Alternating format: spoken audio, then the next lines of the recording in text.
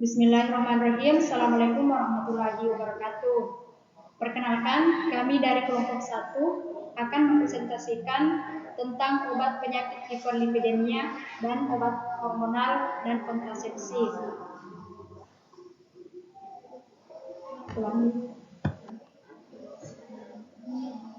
Baik, saya Selvianti selaku moderator dan rekan saya Yuni Hartika, saya Widianti.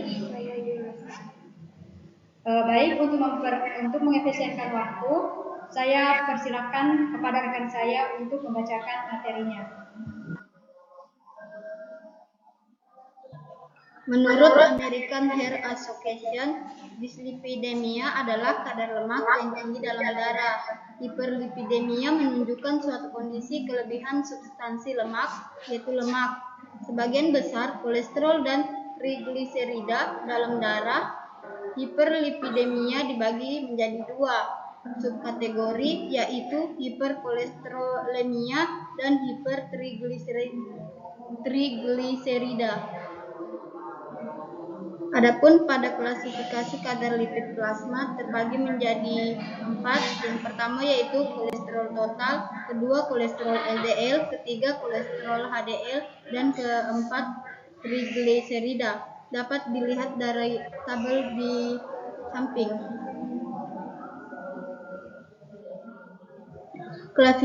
Klasifikasi hiperlipidemia terbagi menjadi 3. Pertama yaitu hiperlipidemia primer. Tipe 1, peningkatan kolesterol dengan level trigliserida yang tinggi. Tipe 2, kolesterol tinggi dengan level trigliserida yang normal. Tipe 3, peningkatan kolesterol dan trigliserida. Tipe 4, peningkatan trigliserida ateroma dan peningkatan asam urea.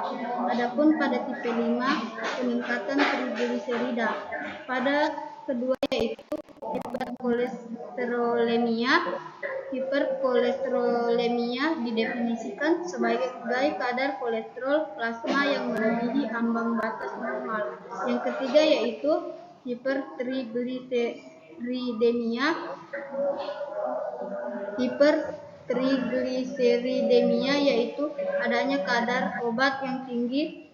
Trigliserida dikatakan tinggi apabila kadarnya kurang dari 150 lebih besar dari 150 mg per dl.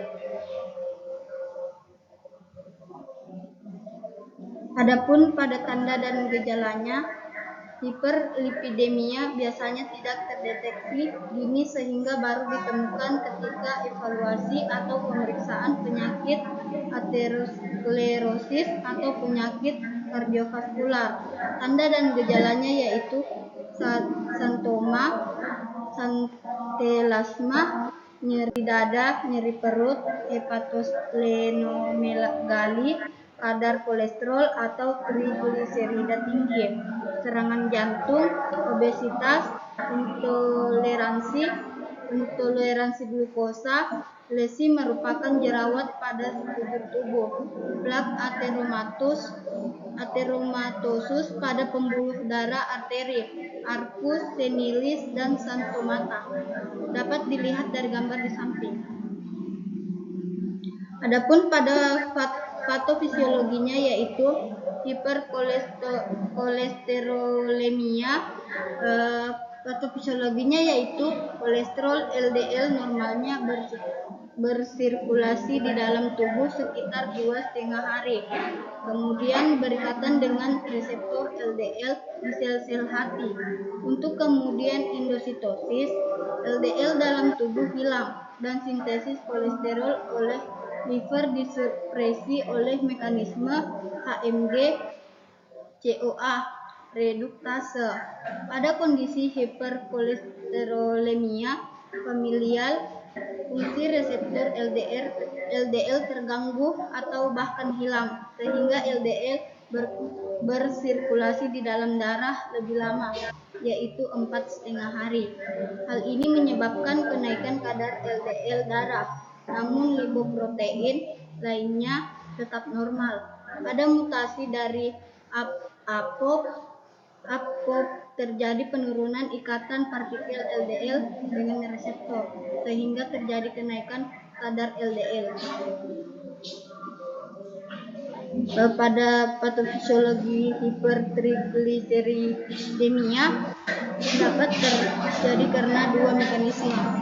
Mekanisme pertama adalah kelebihan produksi FLDL oleh hati sebagai akibat dari kenaikan asam lemak bebas yang melewati hati. Mekanisme kedua adalah gangguan pada pemecahan FLDL,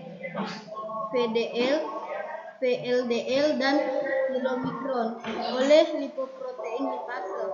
Ketika aktivitas lipoprotein lipase menurun, trigliserida gagal dihidrolisa, diubah atau 10 dihancurkan, dan metabolisme kilomikron serta VLDL Raman tertunda.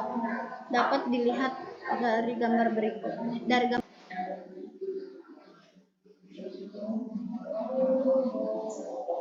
Adapun klasifikasi dari hipertrigliseridemia ada 4 kategori, yaitu normal, borderline, tinggi, dan sangat tinggi. Golongan obat hiperlipidemia yang pertama, statin. Contoh obat simvastatin, lovastatin, serivastatin, pravastatin, lovastatin, dan atorvastatin. Adapun mekanisme kerjanya menghambat sintetis dalam hati dengan menghambat HIF-KOA reduktase, merupakan enzim yang mengubah asam mevalonat menjadi kolesterol. Golongan yang kedua, damar. Contoh obat kolesteramin, kolestifol, dan seleselam. Mekanisme kerja mengikat garam empedu di lumen sehingga usus, menghambat sirkulasi enterohepatik sehingga sekresi steroid yang bersifat asam dalam artinya meningkat. Golongan selanjutnya, asam fibrat. Contoh obat fenofibrat, gemfibrosil, clovibrat, simfibrat, dan besafibrata. Mekanisme kerja berikatan dengan reseptor PPAR sehingga menurunkan VLDL dan menurunkan HDL. Golongan selanjutnya, niacin. Contoh obat niacin, asam nikotinat, dan asipimox. Mekanisme kerja menghambat hidrolisis trigliserida dan hormonelipase sensitif sehingga mengurangi transportasi asam lemak bebas ke hati dan menurunkan sintetis trigliserida. Golongan obat selanjutnya, probukol. Contoh obat probukol, mekanisme kerja menghambat oksidasi LDL atau antioksidan. Selanjutnya, golongan ezetimibe. Contoh obat ezetimibe, mekanisme kerja menghambat absorpsi kolesterol di usus dan menghambat reabsorpsi kolesterol dan diekskresi dalam empedu. Adapun interaksi obat hiperlipidemia yang pertama, obat simvastatin. Obat atau golongan obat yang berinteraksi dengan simvastatin, contohnya amlodipin. Mekanisme interaksi penghambatan metabolisme simvastatin amlodipin melalui CYP450 3A4 usus dan hati. Jenis interaksi farmakokinetik dan rekomendasi untuk interaksi obat adalah dosis simvastatin tidak boleh melebihi 20 mg setiap hari bila digunakan dengan kombinasi amlodipin. Interaksi selanjutnya, simvastatin dan nifedipin. Mekanisme interaksinya meningkatkan konsentrasi plasma inhibitor reduktase HMG KOA, yaitu statin, yang dimetabolisme oleh isoenzim. Jenis interaksi farmakokinetik dan untuk rekomendasinya memantau kadar lipid dan menggunakan dosis statin efek terendah. Adapun interaksi obat hiperlipidemia yang ketiga, fenobitrat, interaksi dengan warfarin. Mekanisme interaksi melibatkan perpindahan antikoagulan dari tempat peningkatan protein plasma. Jenis interaksinya farmakokinetik metabolisme, dengan rekomendasi dosis antikoagulan pada awalnya dikurangi sekitar 1/3 hingga setengahnya. Yang keempat, Probukol berinteraksi dengan adenosin. Mekanisme interaksinya meningkatkan risiko irama jantung yang tidak teratur yang dapat menjadi serius dan berpotensi mengancam jiwa. Jenis interaksinya farmakodinamik metabolisme, dan rekomendasi adenosin harus digunakan dengan hati-hati pada pasien yang menerima obat yang dapat memperpanjang interval QT.